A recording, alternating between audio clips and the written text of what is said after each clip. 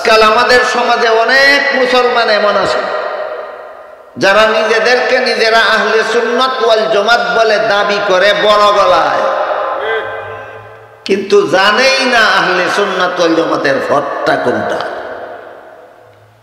এরা জান্না শূন্য দাবি করে না তালে তালে দাবি করে।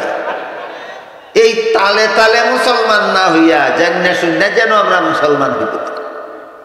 আমরা তালে তালে আহলে সুন্নাত ওয়াল জামাত স্লোগান না দিয়া বুঝে শুনে যেন আহলে সুন্নাত ওয়াল জামাতের অন্তর্ভুক্ত হতে পারি, এই উদ্দেশ্যে আমি আজকে আপনাদের সামনে শুধু 7 নম্বর ব্যাখ্যা নিয়ে একটু আলোচনা করব। যে আল্লাহ কোরআনে যে বলছেন সিরাতে মুস্তাকিম, যার বাংলা অর্থ সোজা পথ, এর 7 নম্বর ব্যাখ্যা হইল আহলে সুন্নাত ওয়াল জামাতের পথ দুনিয়ার মানুষের জন্য জান্নাতে পৌঁছার সোজা পথ।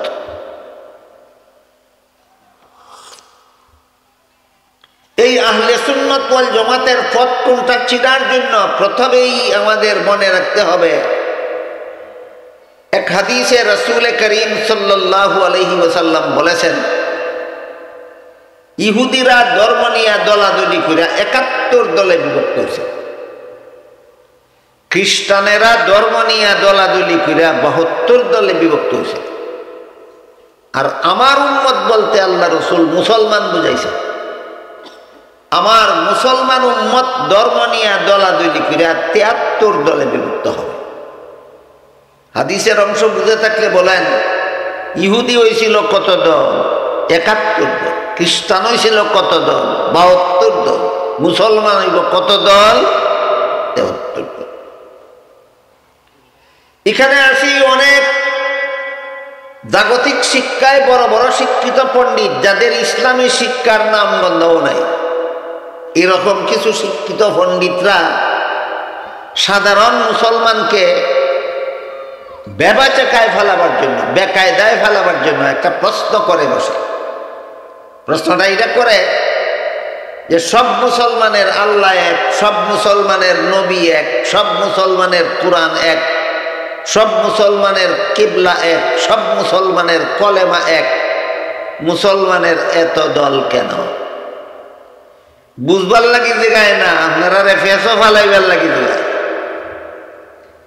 এই ধরনের প্রশ্ন করা হারাম। জানার জন্য প্রশ্ন করা সওয়াবের কাজ, আর কাউকে পেছে ফেলার জন্য প্রশ্ন করা হারাম। কথা বুঝলেন কিনা? পেছো ফালাইবার লাগি প্রশ্ন করন হারাম, জানার লাগি প্রশ্ন করা সওয়াবের কাজ। এক হাদিসে রাসূল করিম সাল্লাল্লাহু আলাইহি ওয়াসাল্লাম বলেন, ইন্নামা শিফাউল ইনজিস সুআল। অজানা একটা রোগ, এটার চিকিৎসাই হইল প্রশ্ন করো। তুমি জানো না, যে জানে তার কাছে প্রশ্ন করো, তোমার অজানা রোগ চিকিৎসা হয়ে যাবে। তাহলে প্রশ্ন করা এমনই হারাম না ফেসো ফলাইবার লাগি প্রশ্ন করুন হারাম? হ্যাঁ, জানবার লাগি প্রশ্ন করা হারাম না, জানবার লাগি প্রশ্ন করা সওয়াবের কাজ।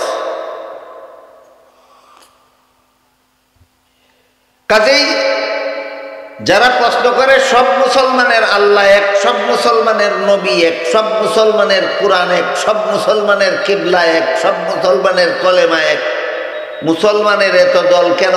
আগে জিজ্ঞাসা করেন, তুমি জানতে চাও না আমারে ফেঁসো ফলাইতে চাও? যদি তুমি ফেঁসো ফলাইতে চাও তাহলে এইরকম প্রশ্ন করাটাই হারাম, জবাব দেওয়ার কোনো প্রশ্নই আসে না। আর যদি বলা যায় না আমি জানার জন্য প্রশ্ন করি, তাইলে শুনে, যেই হাদিসে আল্লাহ রসুল বলেছেন মুসলমান 73 দলে বিভক্ত হবে, এই হাদিসে আল্লাহ রসুল বলেছেন 73 দল মুসলমানের মধ্যে 72 দল মুসলমান জাহান্নামী হবে, এক দল মুসলমান জান্নাতি। এই 72 দল মুসলমান মুসলমান হওয়া সত্ত্বেও জাহান্নামী হবে কেন? একই আল্লাহ বিশ্বাসী তো তারাও। 72 দল মুসলমান কেমনে হইল? 2 আল্লাহ বিশ্বাসী হইয়া না এক আল্লাহ বিশ্বাসী হইয়া? 72 দল মুসলমান হইল অন্য কোরআন বিশ্বাস করিয়া না একই কোরআন বিশ্বাস করিয়া? 72 দল মুসলমান হইল অন্য নবী বিশ্বাস করিয়া না একই নবী বিশ্বাস করিয়া? 72 দল মুসলমান হইল অন্য কলেমা বিশ্বাস করিয়া না একই কলেমা? তাহলে 72 দল হবে কেন? আল্লাহ রসুল এই হাদিসে পরিষ্কার বলে দিয়েছে।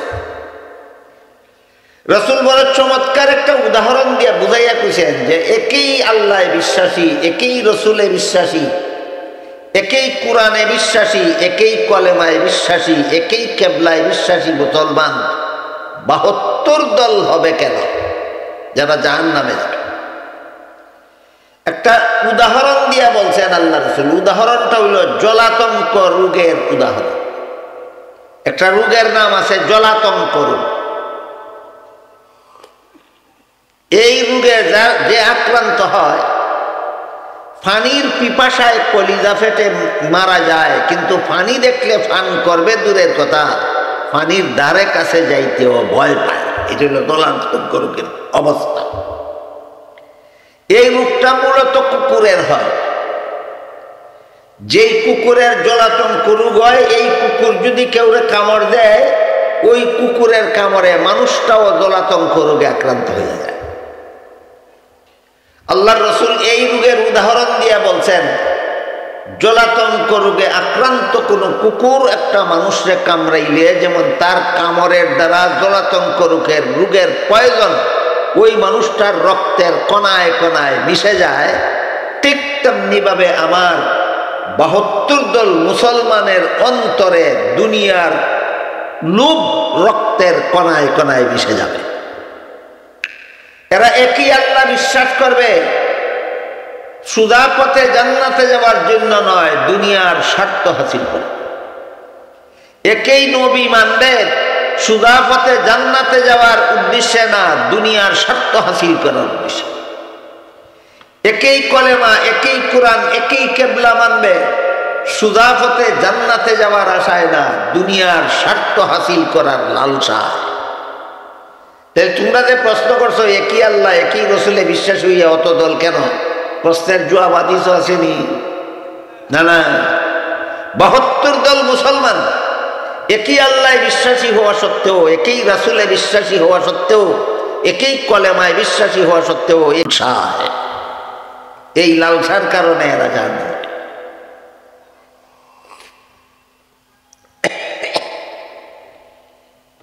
এই হাদিসের মধ্যে আল্লাহ রাসূল বলছেন একটা মাত্র মুসলমানের দল আছে, এরা জান্নাতে।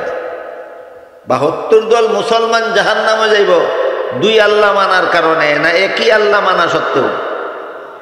একই আল্লাহ মানে জাহান্নামে যাবে কেন? আল্লাহ মানবে সুদা পথে জান্নাতে যাওয়ার আশায় না দুনিয়ার স্বার্থ হাসিল করার লালসায়? এই কারণে জাহান্নামে যাবে। কাজেই বিষয়টা ধারাবাহিকভাবে পরিষ্কারভাবে আমরা বোঝার জন্য আগে আমাদের চিনা দরকার মুসলমান কারে কয়, এরপরে আমরা বুঝবো ৭২ দল মুসলমান জাহান্নামে যাবে কেন, এরপরে আমরা বুঝবো একদল মুসলমান জান্নাতে যাবে কোন গুণের কারণে, আর ৭২ দল মুসলমান জাহান্নামে যাইব কোন দোষের কারণে। এটা বোঝার আগে বুঝতে হবে মুসলমান কারে কয়, মুমিন কারে কয়।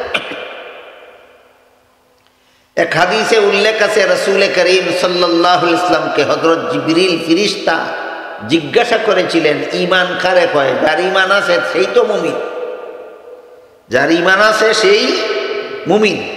এই জন্য মুমিন কারে কয় চিনতে হইলে বুঝা লাগবে ঈমান কারে কয়। জিবরিল ফেরেশতা রাসূলকে জিজ্ঞাসা করলেন ঈমান কারে কয়? জবাবে রাসূল বললেন ৬টা কথা বিশ্বাস করার নাম ঈমান।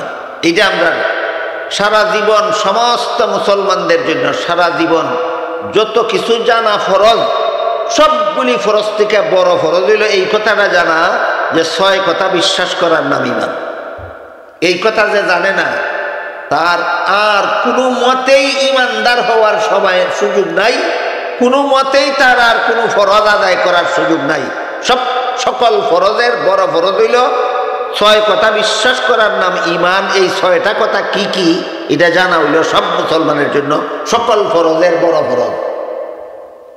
আমার কথা বুঝে থাকলে বলেন সকল ফরজের বড় ফরজ কোনটা? কোন ৬ কথা বিশ্বাস করার নাম ঈমান, ওই ৬ কথা জানা।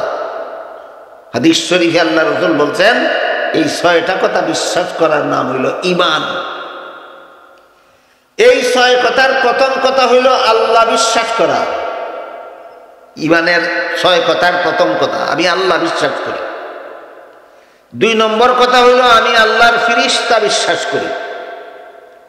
তিন নম্বর কথা হইল আমি দুনিয়ার মানুষকে জান্নাতে যাওয়ার পথ দেখাবার জন্য আল্লাহ যত আসমানি কিতাব নাজিল করেছিলেন এইগুলিকে আমি আসমানি কিতাব বিশ্বাস করি।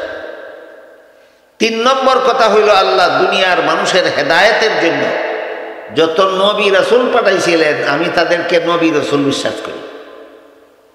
চার নম্বর কথা নবী রাসূল বিশ্বাস করি। পাঁচ নম্বর কথা হইল আমি আল্লাহর নির্ধারিত তকদির বিশ্বাস করি। ছয় নম্বর কথা হইল আমি আখিরাতের চিরস্থায়ী জীবন বিশ্বাস করি। কটা হইল? ছয়টা। আল্লাহ বিশ্বাস, ফেরেশতা বিশ্বাস, কোরআন বিশ্বাস, নবী রাসূল বিশ্বাস, তকদির বিশ্বাস, আখিরাত বিশ্বাস। এই ছয় কথা যেই বিশ্বাস করবে, যে কোনো যুগের, যে কোনো দেশের, যে কোনো মানুষ এই ছয় কথা বিশ্বাস করবে, আল্লাহ রাসূল বলেন সেই ইমানদার মুমিন মুসলমান গণ্য হবে। নবীর হাদিস বুঝে থাকলে আপনারা বলেন, যারা কথা শুনতেছেন, আপনারা কি মুমিন মুসলমান? আপনারা কি ইমানদার? কেমনে বুঝলেন? কোনো সন্দেহ নাই আমি ইমানদার, কারণ রসুলের কথা মতো আমি ছয় কথা বিশ্বাস করি। আর রসুল বলছেন ছয় কথা যে বিশ্বাস করে এও ইমানদার। পরিষ্কার হইল নি কথা? এই ছয় কথা বিশ্বাস যারা করে এরাই মুমিন মুসলমান।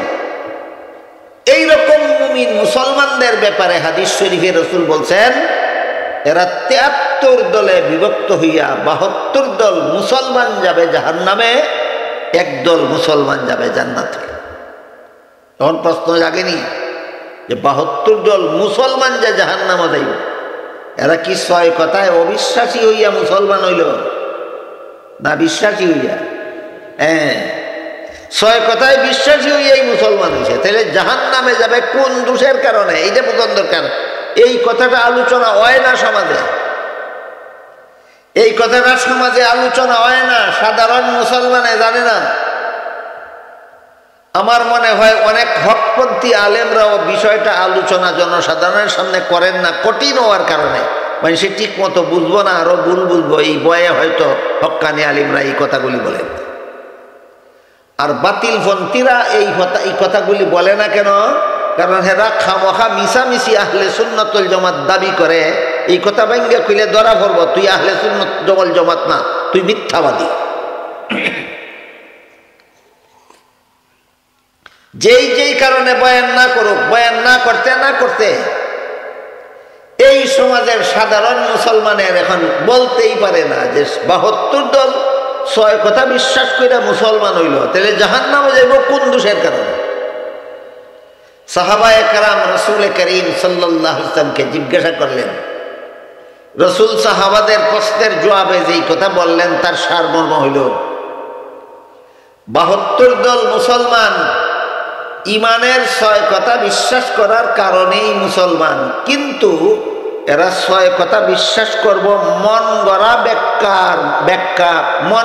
ব্যাখ্যার মাধ্যমে। ছয় কথা মন গড়া ব্যাখ্যা মতো বিশ্বাস করব। ছয় কথা বিশ্বাস করার কারণে মুসলমান, মন গড়া ব্যাখ্যার কারণে জাহান্নামে। দেখুন আপনারা নিবেন, রাসূল যে হাদিসে বলেছেন ৭২ দল মুসলমান জাহান্নামী, এবার আপনারা বলেন ৭২ দল মুসলমান কেমনে হইল? ছয় কথা বিশ্বাস করি। ৭২ দল মুসলমান কেমনে হইল? ছয় কথা বিশ্বাস করি। জাহান্নামী কেন হইল? মন গড়া ব্যাখ্যার কারণ। আল্লাহ বিশ্বাস করবো মন গড়া ব্যাখ্যা মতো, ফেরেশতা বিশ্বাস করবে মন গড়া ব্যাখ্যা মতো,